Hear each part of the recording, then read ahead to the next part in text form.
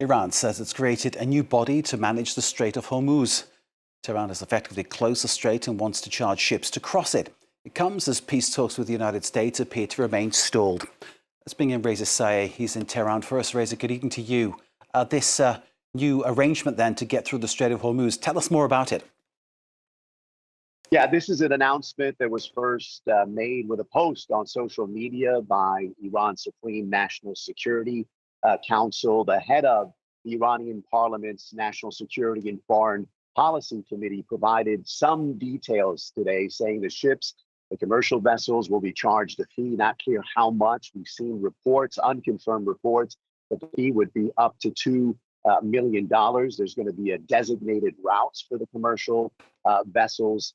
Also, the ships that will be allowed to pass through the Strait of Hormuz, according to Tehran, will only be from friendly countries. In other words, if Tehran decides that these ships belong to countries that are hostile and unfriendly to Tehran, they're not getting through. But this is clearly a message from Tehran to Washington. Obviously, Washington wants the Strait of Hormuz opened badly. They've even threatened war. We've seen a lot of headlines over the past 48 hours. Tehran's message to Washington is, we're not worried about the threats of war. We're not concerned, and we're not going to back down from what is our legal authority over the Strait of Hormuz, according to Tehran. Obviously, the Strait of Hormuz is now the new focal point of this conflict. This conflict has moved from a hot war to the region to this waterway in the Persian Gulf. Of course, it was because of the attacks by U.S. and Israeli forces that Iran established restrictions in the Strait of Hormuz, trying to make hostilities painful for the U.S. and global economy.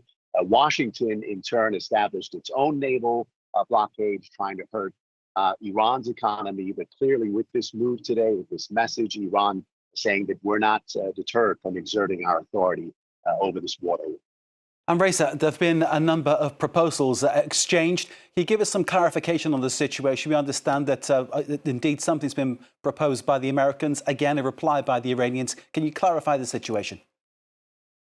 This has been going on for 6 weeks. This is the 6th week of the ceasefire that was designed to get these two sides, Tehran and Washington, to use diplomacy to end the conflict. Obviously, that hasn't been successful, but diplomacy has continued. And some interesting statements today from Foreign Ministry of Iran. Remember, earlier this week, Iran gave its latest proposal to Washington. U.S. President Donald Trump called the latest proposal garbage.